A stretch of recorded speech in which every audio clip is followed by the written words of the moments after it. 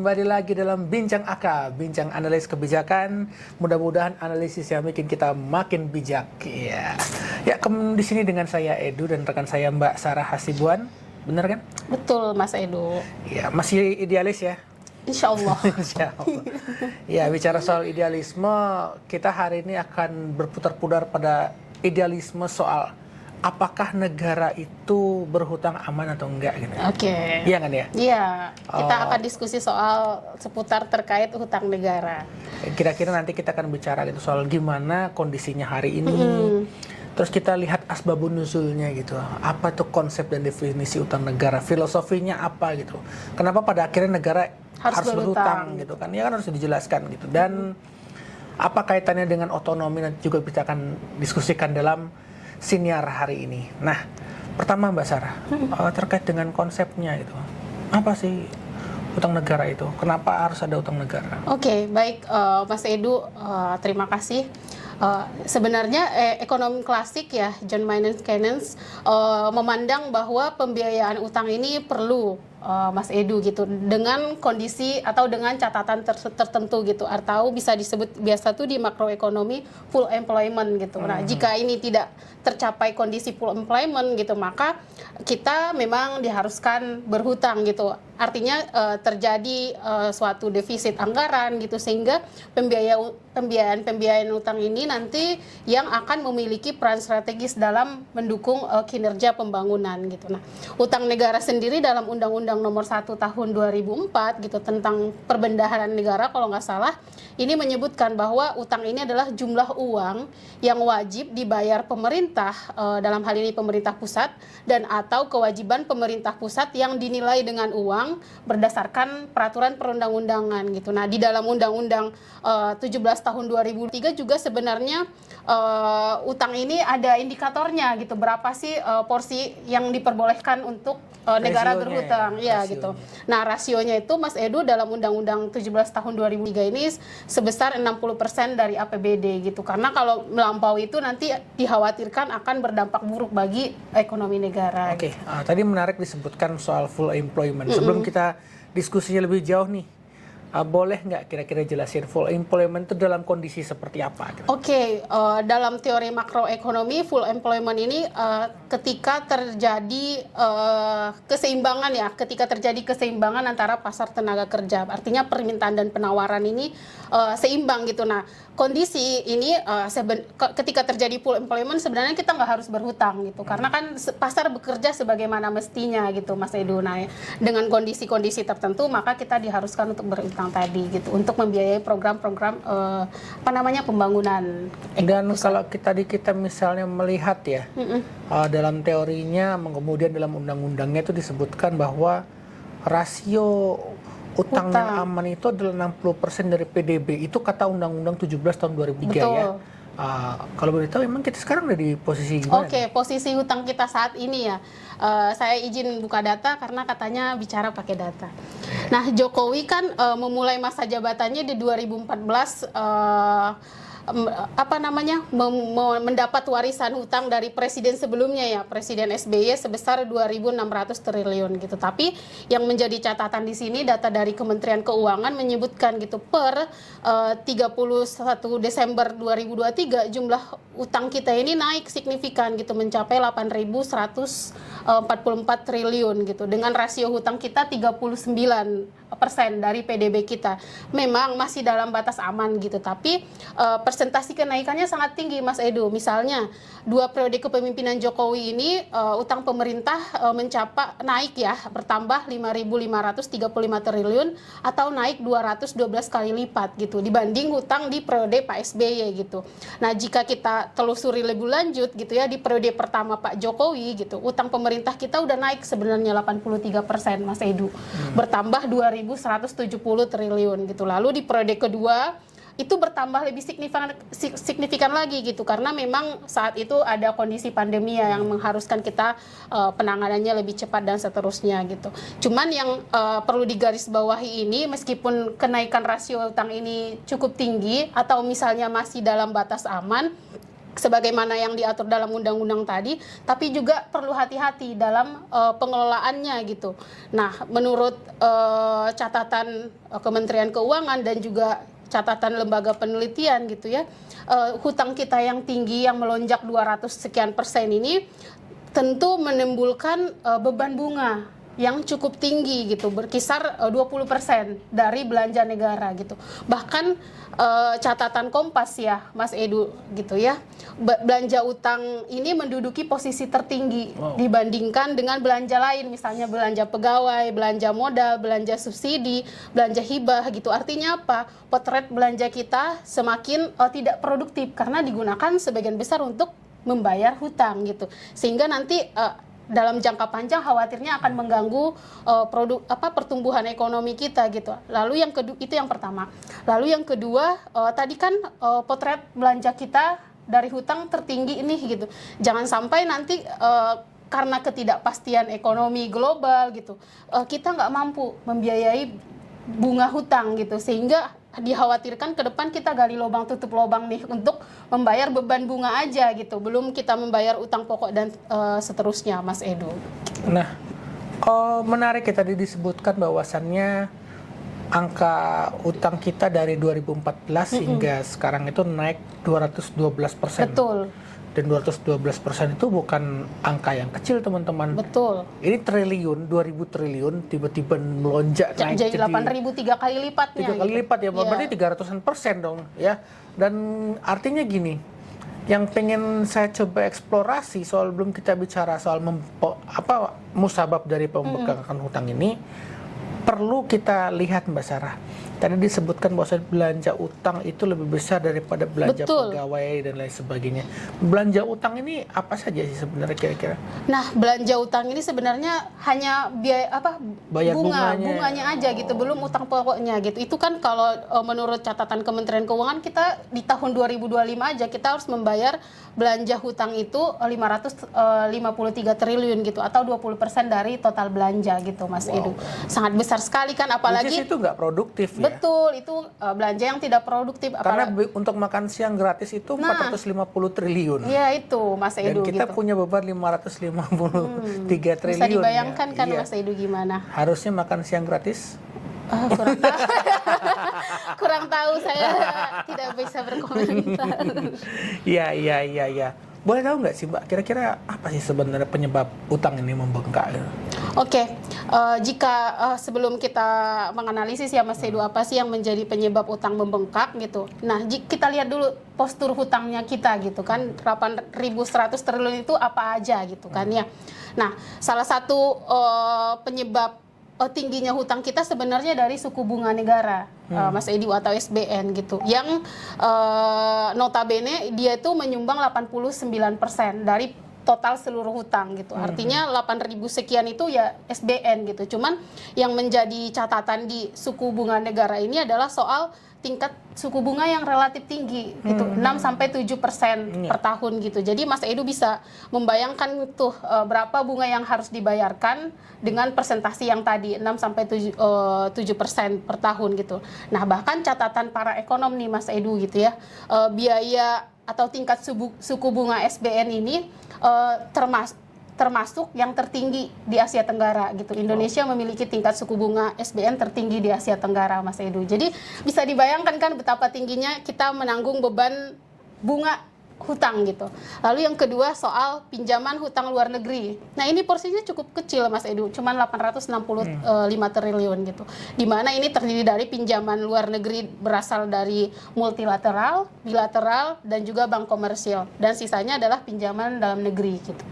Nah, cakupan hutangnya sendiri sangat banyak ya Mas Edu ya. Biasanya untuk membiayai pembangunan infrastruktur, jasa kesehatan, jasa sosial, administrasi pemerintah, dan seterusnya Mas Edu. Cuman catatan kita ya di sini yang perlu kita waspadai adalah kenaikan hutang ini semestinya harus diikuti dengan peningkatan kualitas belanja gitu. Apalagi tadi kan hutang kita udah 20% nih untuk membiayai bunga gitu. Jangan sampai 80% lagi habis untuk misalnya perjalanan dinas gitu, biaya rapat, yang notabene ini juga nggak memberikan dampak signifikan bagi pertumbuhan ekonomi atau bagi aktivitas ekonomi kita gitu Mas Edu. Iya. Jadi kita memang harus produktif dan efektif pengelolaannya di sisi belanja.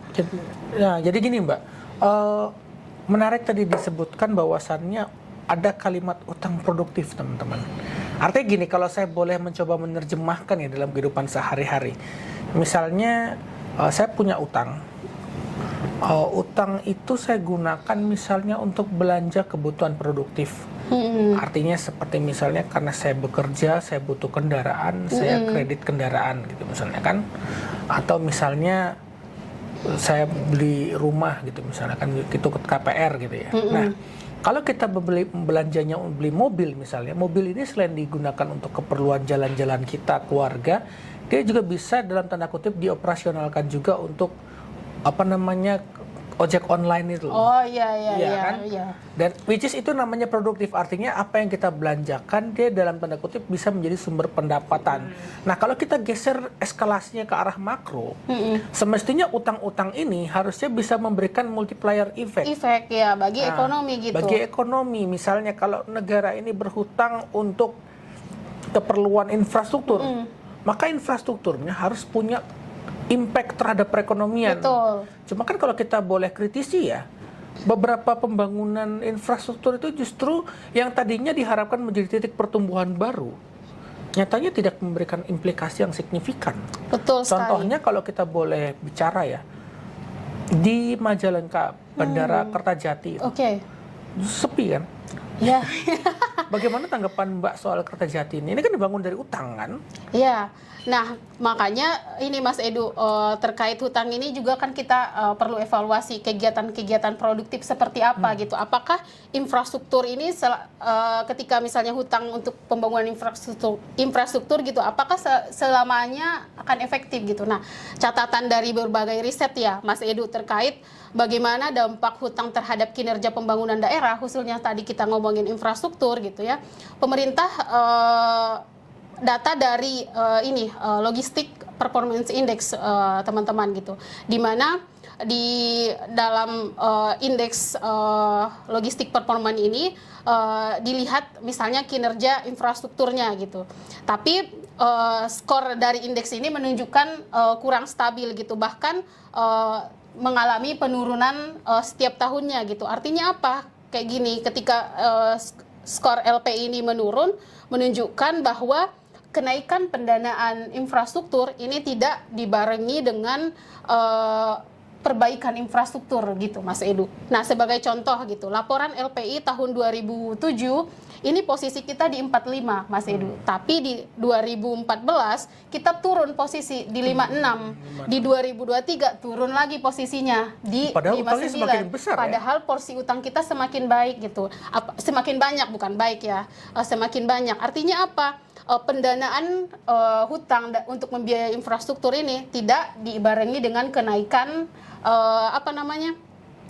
perbaikan infrastruktur gitu, sehingga utang tadi yang diharapkan dapat memberikan stimulus ekonomi, multiplier effect gitu ya, nyatanya tidak memberikan dampak signifikan bagi pertumbuhan ekonomi kita gitu, atau kesejahteraan lah gitu sebagai ultimate goal bernegara ini gitu Mas. Oke, jadi gini, sebelum dilanjutkan ya.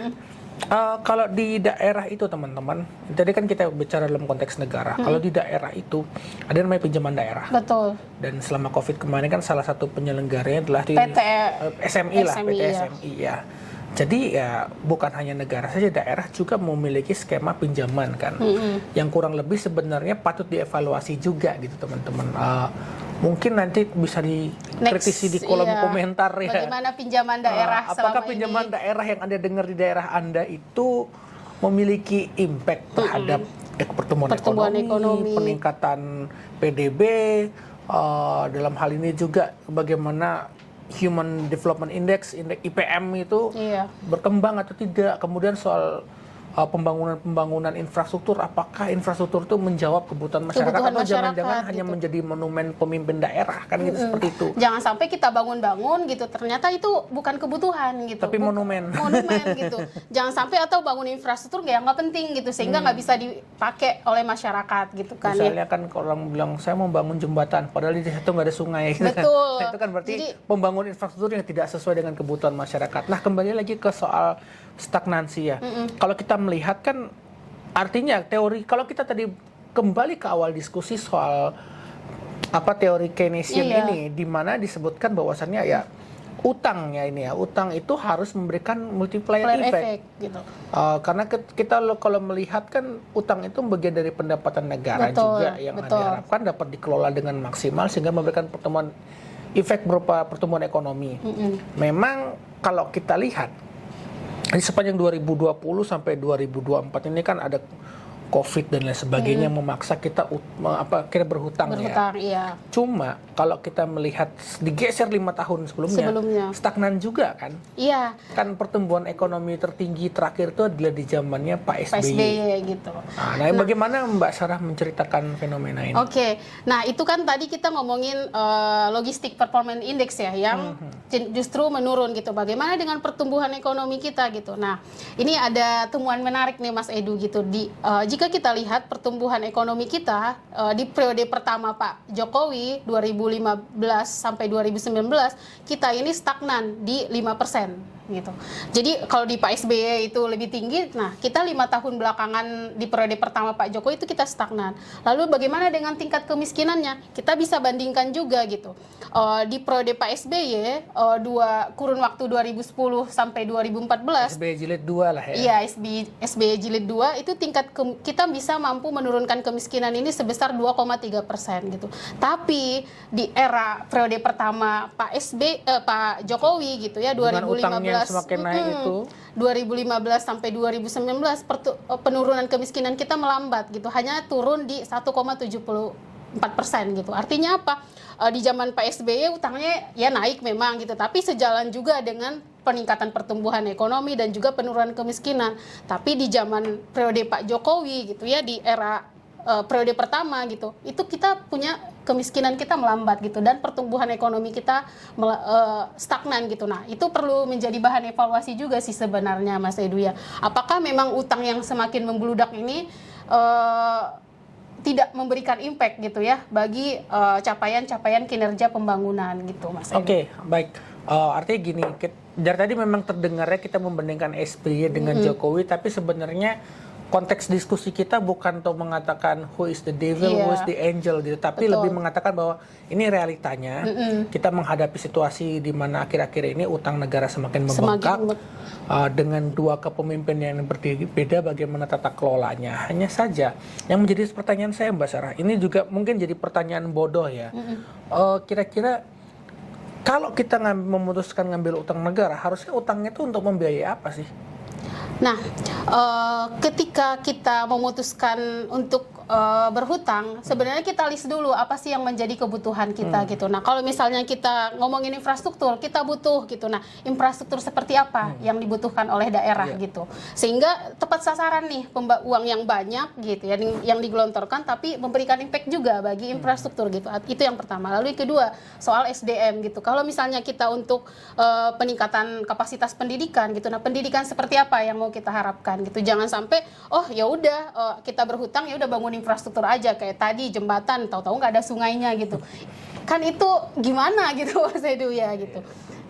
Gitu Mas Edu. Artinya gini, kenapa saya menyampaikan pertanyaan tersebut? Artinya supaya pendengar kita ini, penonton kita juga memiliki wawasan. Artinya pada dasarnya kita semua sebagai manusia tidak bisa menghindari yang namanya utang. Begitu juga dengan negara gitu. Sehingga istilahnya kan orang dalam tanda kutip terjebak lilitan utang itu ketika dia tidak bisa mengelola utangnya gitu kan. Dan yang tadi Mbak Sarah sempat sampaikan soal gali lubang tutup lubang itu kan adalah bagian dari tanda-tanda menuju itu tadi lilitan itu kan. Kan negara bangkrut itu bukan tidak ada. Ada kan di beberapa, karena porsi hutangnya sangat tinggi gitu. Misalnya di kemarin Sri Lanka. Itu bahkan sampai sudah ada dalam tanda kutip tindakan-tindakan kekerasan kepada pejabat negara gitu akibat utang yang membengkak, dan itu juga terjadi di negara lain. Argentina deh juara Piala Dunia. Brazil kalau nggak salah juga ya kalau nggak salah. Artinya dan semua ini adalah negara berkembang dan kita posisinya masih di negara berkembang. Jadi kita rentan loh. Betul. Nah itu kita jangan membandingkan kita dengan Amerika yang notabene rasio hutangnya 70% dari PDB-nya.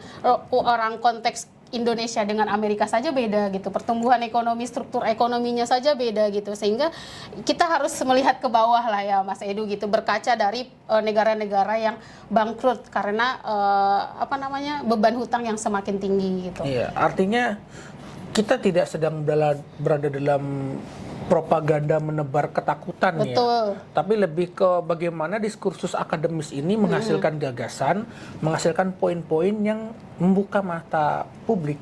Oke, bahwasannya utang negara itu pada dasarnya ya harus direm gitu. Betul. Karena kalau tidak direm bahaya ya. Bahaya. Nah, terakhir deh, rekomendasinya apa? Oke, nah sebelum ke rekomendasi Mas Edu, saya ingin menyampaikan gitu, apa sih konsekuensi hutang ini terhadap APBN gitu. Nah, proporsi hutang kita yang meningkat gitu, itu berimplikasi pada ruang fiskal kita juga yang semakin terbatas gitu. Apalagi di kebijakan atau di era pemerintahan baru gitu. Tentu untuk mengeksekusi. Pemerintahannya Pak Prabowo ya? Iya. Berarti kalau kebijakan utangnya sekarang salah, berarti jebak yang berikutnya? Oh, kurang tahu. Saya tidak bilang seperti itu gitu. Ya, Tapi intinya memberikan penyempitan ruang fiskal gitu untuk mengeksekusi beberapa program gitu. Makan siang gratis. Ya, IKN. bisa dibilang seperti itu gitu ya di era pemerintahan baru gitu. Artinya bisa jadi akan ada program-program yang dipangkas gitu. Karena tadi udah 20% untuk membiayai bunga hutang gitu. Iya. Nah, mungkin untuk rekomendasi perbaikan ke depan ya ada 3 hal yang kami dorong Bapak Ibu. Yang pertama soal pemerintahan baru harus lebih kreatif ya untuk meningkatkan penerimaan negara, bukan hanya dari sektor pajak tetapi juga dari sektor non pajak Mas Edu gitu. Jangan melulu untuk menggenjot penerimaan negara pajak yang dinaikin, jangan gitu, tapi dioptimalkan juga yang non pajaknya gitu. Lalu yang kedua adalah pemerintah perlu menerapkan disiplin fiskal Mas Edu gitu, di mana agar defisit APBN ini agar defisit APBN pada tahun 2025 nanti tidak semakin melebar gitu ya. Artinya pemerintah harus selektif gitu untuk mengeksekusi realisasi belanja, apalagi di tengah ketidakpastian ekonomi kita saat ini gitu. Kurs kita yang semakin melemah dan seterusnya gitu. Nah, yang terakhir perlu juga dilakukan evaluasi nih secara berkala mengenai program-program baru yang akan dicanangkan oleh pemerintah yang akan datang gitu. Nah, untuk kita lihat gitu bagaimana dampak dan kekuatan maupun kelemahan dari masing-masing program yang telah diusung gitu ya Mas Edu. Mungkin itu.